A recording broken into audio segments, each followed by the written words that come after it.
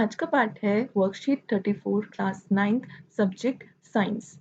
Today इस worksheet में हम पढ़ेंगे मोशन का पार्ट वेलोसिटी टाइम रिलेशन या फिर बोल सकते हैं इसको first equation of motion.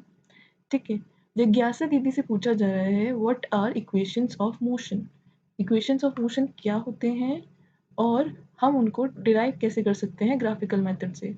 How can we derive them by graphical method.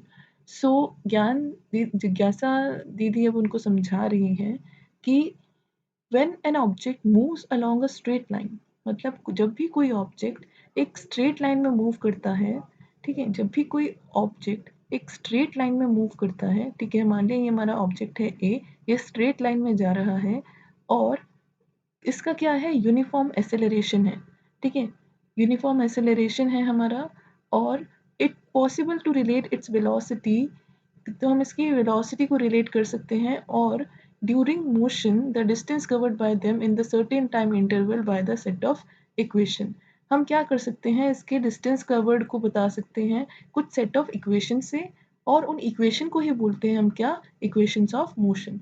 ठीक है, जब भी कोई ऑब्जेक्ट एक स्ट्रेट लाइन में एक्सेलरेशन एक के साथ यूनिफॉर्म एक्सेलरेशन के साथ चल रहा है तो उसकी वेलोसिटी को रिलेट भी कर सकते हैं और एक्सेलरेशन जो है उसकी मोशन के टाइम पर और distance covered by them by it in a certain time, उन सबको रिलेट, वो आपस में रिलेट कर सकते हैं कुछ सेट ऑफ इक्वेशन से और उन्हीं को हम बोलते हैं equation of motion.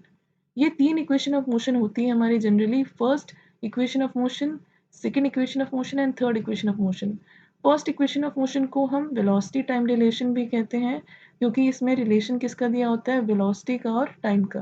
v is equal to u plus a t, b final velocity of the object, u initial velocity of the object, a uniform acceleration और t टाइम। ऐसे ही सेकेंड इक्वेशन ऑफ मोशन को हम time position relation भी कहते हैं या position time relation, बात वही है।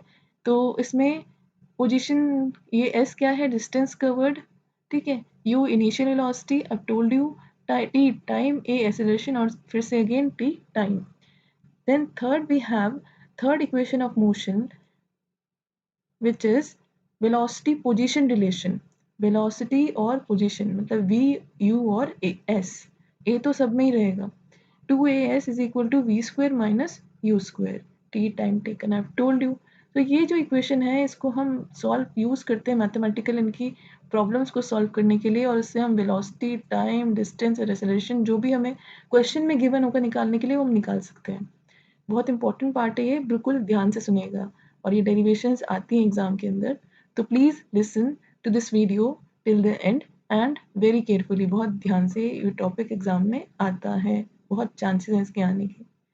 सो देखिए, derive the first equation of motion और velocity time relation by graphical method, ये हमें बोला गया है। अब यहाँ पर हमें ग्राफ गिवन है, इस ग्राफ को बहुत ध्यान से देखिए।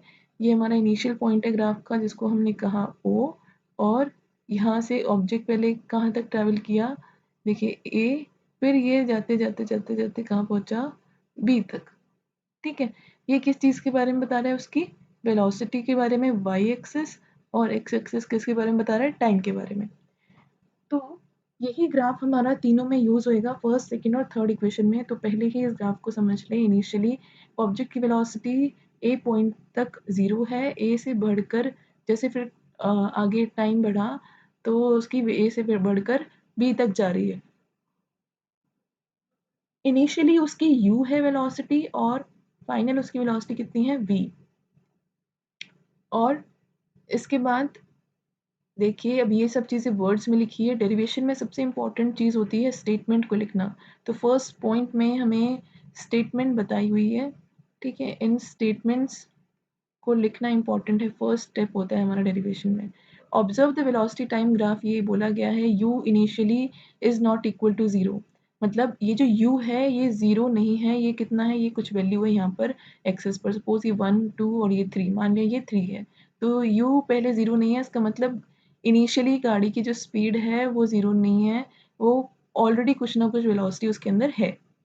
ठीक है, तो अब इसके बाद इनिशियली ऑब्जेक्ट u कहाँ पर है, पॉइंट ए पर and then it increases to v, ये v तक बढ़ गया कहाँ पर, पॉइंट b पर, कितने टाइम में, t टाइम में।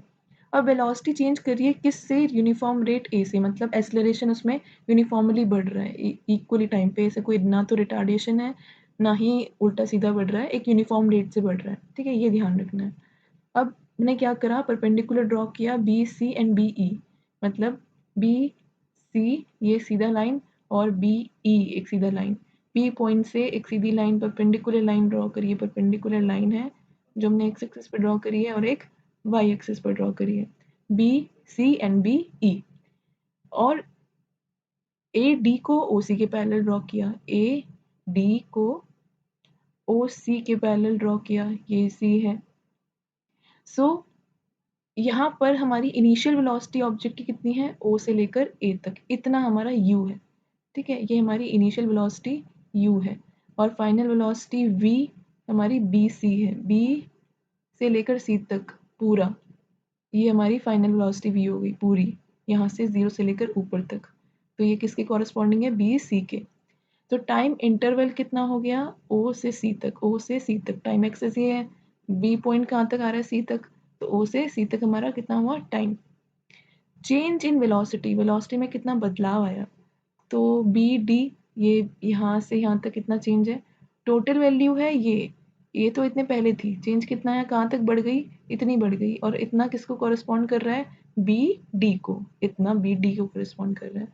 तो चेंज क्या है, final velocity minus initial velocity, final कितनी थी, B C minus C D, B C total, C D इतना, तो बी सी में से सी डी गया, ठीक है।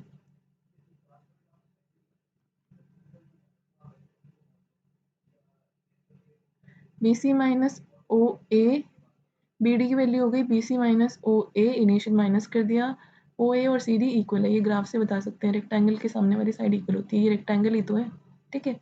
और बी सी किसके इक्वल हो गया, हमने इसको लेफ्ट, बी सी को लेफ्ट पे ले गए और बी डी को राइट में ले आए, या फिर हम कह सकते हैं मैंने ओ ए को ही उधर शिफ्ट कर दिया, तो साइड चेंज करने पर साइन चेंज हो जाएगा, तो बी सी बन गया हमारा बी डी प्लस ओ ए, ठीक है। अब बी सी को मैं रिप्लेस कर रही हूँ वी से और ओ ए को रिप्लेस कर रही हूँ यू से, तो ओ ए में यू आ गया और बी सी में वी आ गया, ठीक है।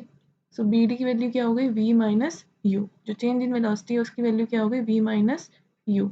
अब एक्सेलरेशन क्या होता है, ए एक्सेलरेशन होता है change in velocity upon time taken, कितना वेलोसिटी चेंज हुआ है और कितने टाइम में चेंज हुआ है, इसी को हम बोलते हैं चेंज इन वेलोसिटी है बी डी, अपॉन में टाइम टेकन कितना है ए डी, ठीक है। ए डी को ही इस ग्राफ से देखिए, यहाँ पर ए डी को ही ओ सी है, ए डी की सामने वाली साइड क्या है, ओ सी, रेक्टेंगल की सामने वाली साइड इक्वल होती है, और ओ सी की वैल्यू कितनी है, टी, ठीक है, वो टाइम को रिप्रेजेंट कर रहा है, तो ओ सी की वैल्यू कितनी है, टी।